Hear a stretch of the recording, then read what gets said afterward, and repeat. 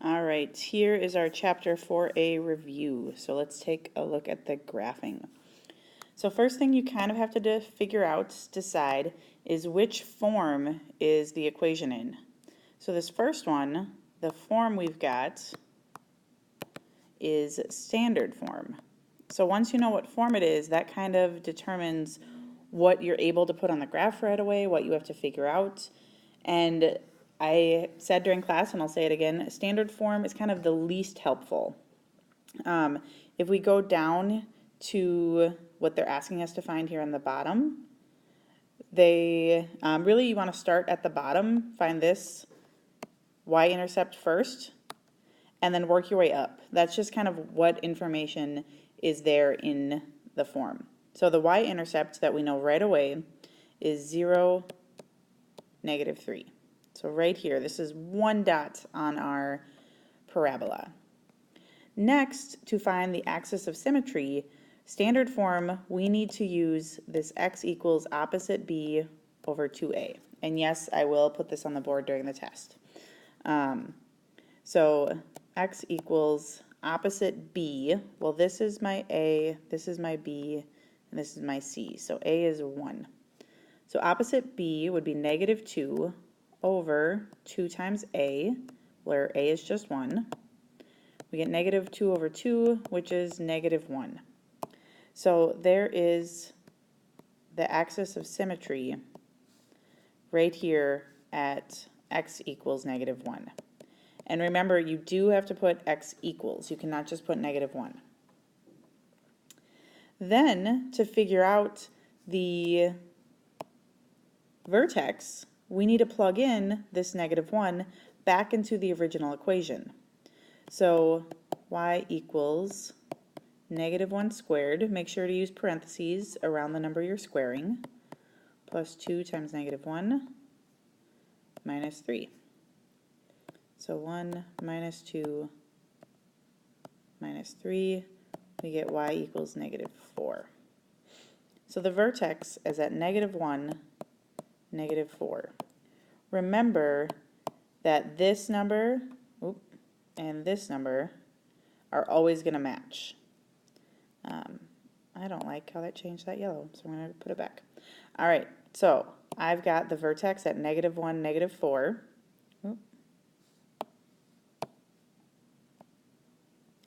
And then I'm able to just do the mirror image of this point and just flip it over on the other side, and I have this point right here. So that gives me this curve like this. That is your standard form parabola. All right. Next up, the second graph over here, we've got 2 sets of parentheses. So 2 sets of parentheses is a heads up that this is intercept form. So once again, looking at the 3 things they want us to find, we kind of work backwards. We don't know the vertex right away, but we do know the x-intercepts. So the x-intercepts are -3, 0, remember to switch the sign, and +1, 0. So +1, -3. So, and those numbers just come from the numbers in the equation. The +3 and -1, we just flip the signs and have -3 and +1. Next, the axis of symmetry, we add up our 2 x-intercepts, sorry, not 2, 1, and divide by 2. So -2 over 2, we get -1. So I have this line right down the middle here at -1. I need to find where my vertex is on that line. So I need to plug in that -1, -1 plus 3 times -1 minus 1.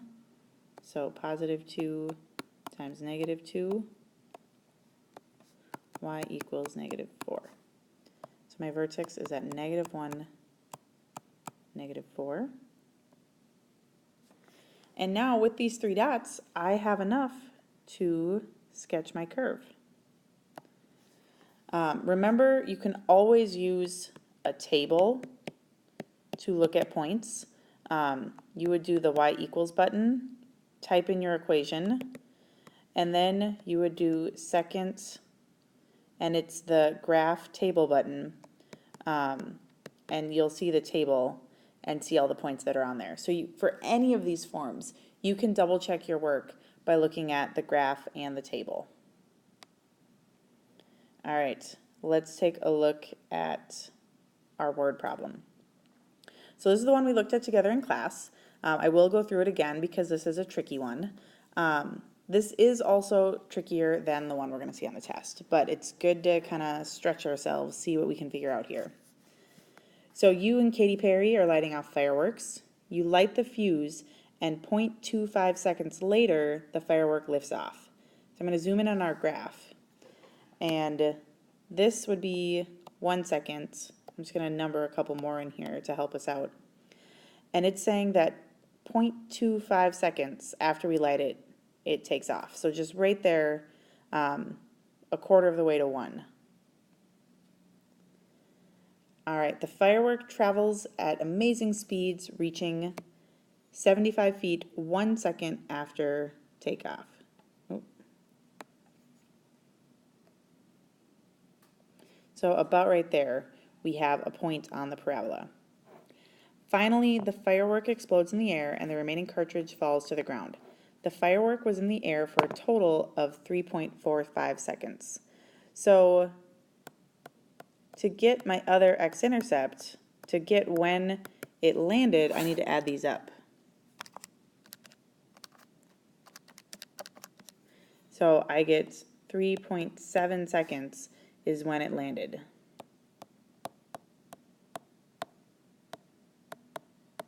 So that's when it landed. It hit the ground. All right, so that is my other intercept down here on the x-axis, about 3.7.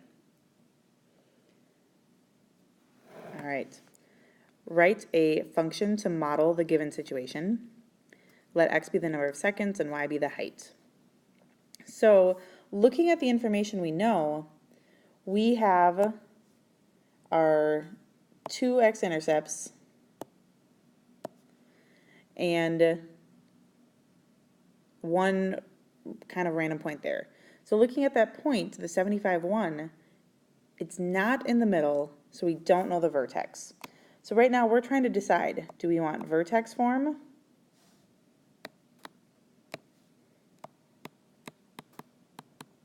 Do we want intercept form? Or do we want standard?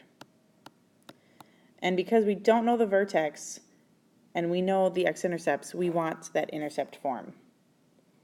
So y equals a times x minus 0.25. And remember, we have to flip the sign, so these are both going to be subtraction. X minus 3.7. Well, I need to have some number in for this a.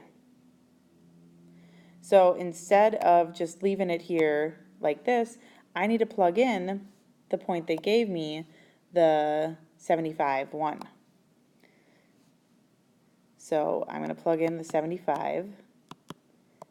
I still don't know a, but now I've got 1 minus 0.25 and 1 minus 3.7. So let's do our math on this one here. Minus,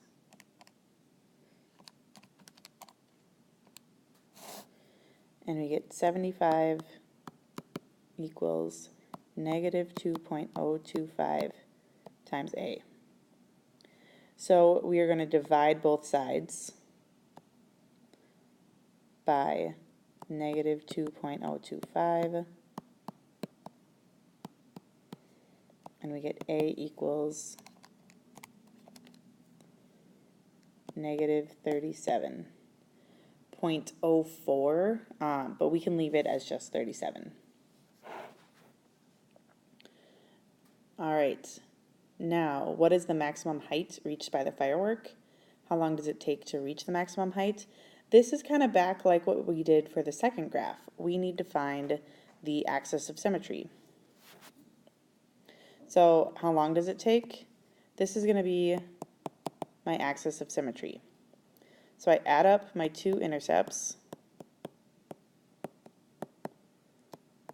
and then I divide by 2.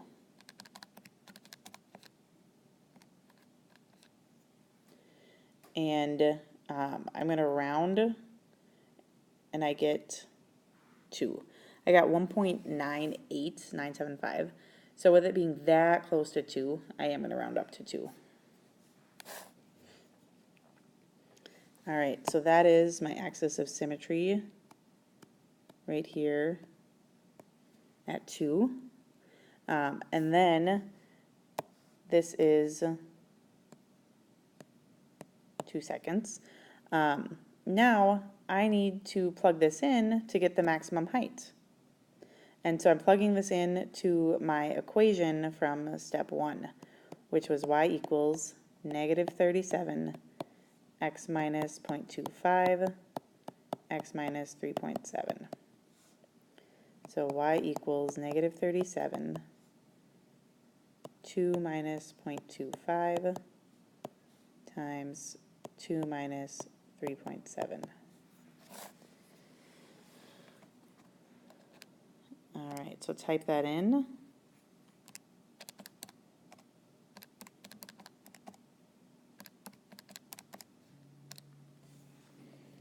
And we get y equals 110.1 feet. So we can put that on the graph as well, right there at about 110. And let me make my lines a little bit better here.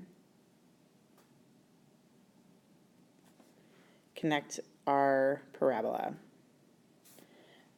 All right, that is our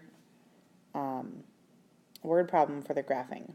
So the biggest thing when you're starting this graphing one, look at the information you have. It might help to put it on the graph right away. Do you know the maximum or minimum height? Do you know the vertex? If you know the vertex, you're going to want to use vertex form. Do they tell you the starting and ending time or the starting and ending distance? If you know those x-intercepts, you are going to want the intercept form. I will say right now it would be very rare in a word problem like this where they give you information for standard form. You are generally going to be choosing between vertex and intercept form. All right, let's look at page 2, the back. All right, solve each equation below by factoring. So these ones, especially these first ones where the number out front is 1, there's no other number hanging out there. Well, I am just looking for two numbers that add to the middle and multiply to the number on the end. So what multiplies to 16? I could do -2 and -8, -4 and -4. I could do 16 and 1. But we want it to add up to -8, so I know I'm going to have that -4 and -4. So x minus 4 equals 0. Then take each one individually and set it equal to 0. So add this 4 over, x equals +4. And again, x equals +4. So that is our solution for this first one. So number 4 is just a tiny bit different. We still are going to do factoring, but before I can factor, I need to make sure this side equals 0. I'm not allowed to have that 5 there. So I subtract 5 from both sides. We have x squared minus 2x minus 15 equals 0. And we do want it to equal 0. I want two numbers that multiply to -15 and add to -2. So that leads me to -5 and +3. Now take each one of these individually equal to 0. So x minus 5 equals 0. I get x equals 5. X plus 3 equals 0. I get x equals negative 3. So both of these are my solutions for number 4. Number 5 is when it starts to get a little bit trickier. So number 5, in addition to having a number on the end that we have to subtract over, I now have a number right here for a. So I have 6x squared plus 11x minus 10 all equals 0. So for these problems that are a little bit longer, we need to multiply the first number and the last number off to the side. I get negative 60. So now I want two numbers that multiply to negative 60 and add to the number in the middle, 11. I know it's going to be a positive 11, so I know my bigger number is going to be my positive number.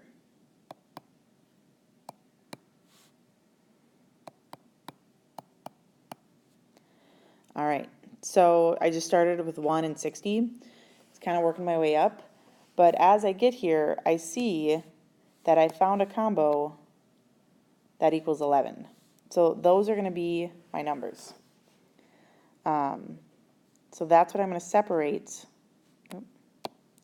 the 11 out into. I'm also going to get rid of this line so I have a little more work. 6x squared plus 15x minus 4x minus 10 equals 0. Factor by grouping. So pull out what they have in common.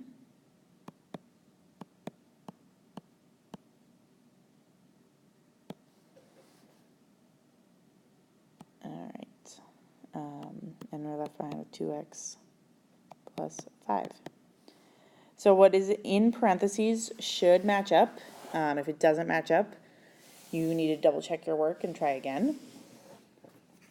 I am running out of space a little bit, so I'm just going to erase where I did my A times C work. So we shouldn't need that again. And if you need to see how I got those numbers, you can rewind and look at that again.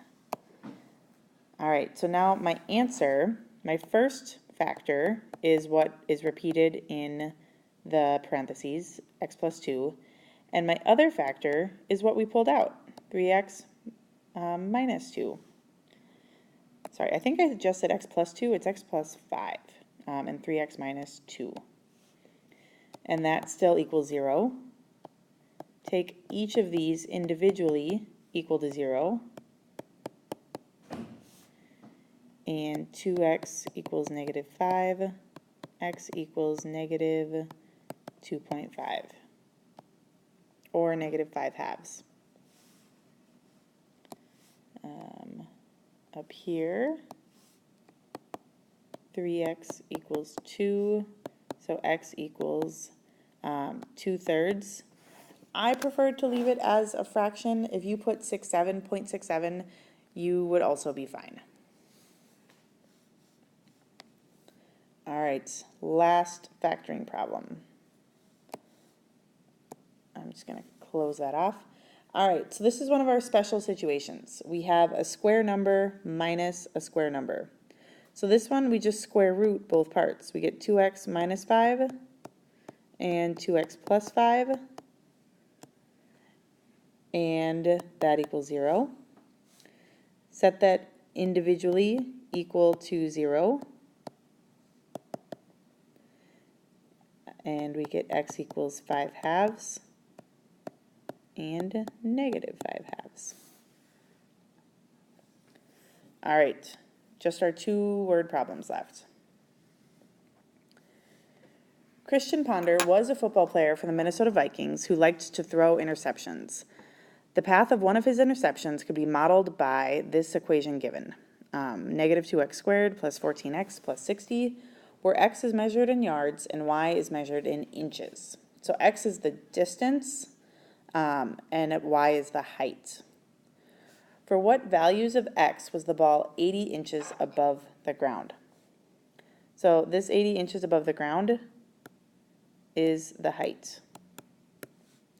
So that is what is going to plug in for y. Everything else in the equation stays exactly how it is. Nothing gets moved around in order, nothing gets combined just yet, so we just write it down exactly how it was given to us. Then I need to subtract 80 from both sides because I need one side to be 0. So this is where I get my 0 side.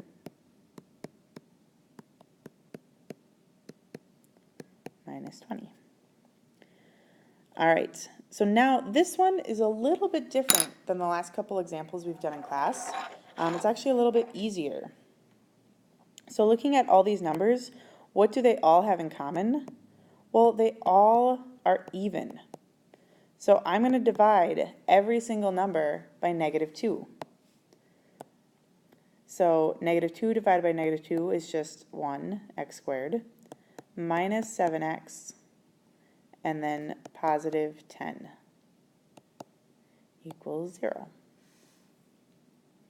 So now this problem, now that we've had to do a couple steps to make it look a little nicer, this problem is just like problem 1.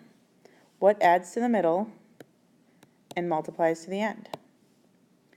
So a positive 10 that adds to a negative, we are going to have -5 and -2.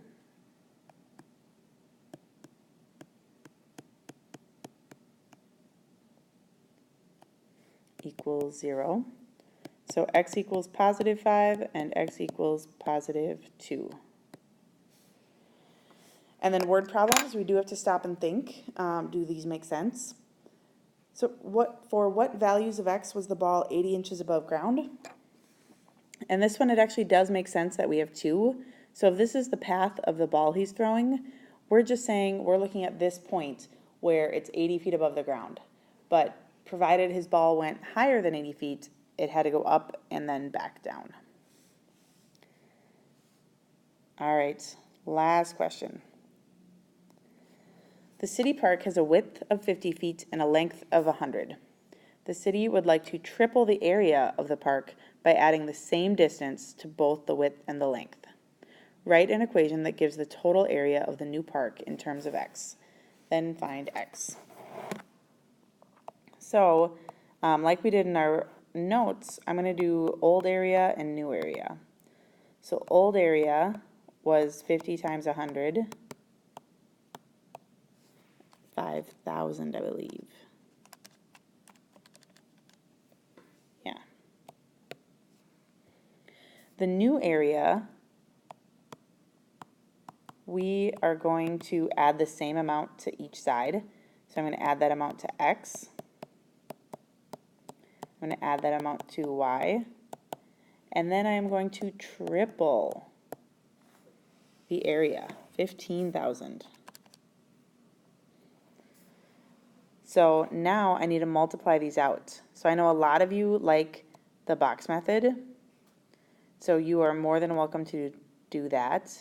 X times 50 and x times 100. Oops, I forgot this is supposed to be 100 up here. Let's not let me erase it. There we go. This is 100. So here in the box we've got x squared, 50x, 100x, 5,000. So when we combine like terms, we have x squared plus 150x plus 5,000 equals the 15,000. Subtract the 15,000 on over, and we have x squared plus 150x minus 10,000 equals 0. And remember, it has to be equal to 0. That is why I subtracted it over. We are not able to solve these if they don't equal 0. So now we want two numbers that add to 150 and multiply to negative 10,000. So this will take a little bit of guess and check. I know I have done where we just start with like negative 1 and 10,000, but that will take you a while. So if you just want to try guess and check here for a minute, negative 10,000 divided by 150, I get a decimal.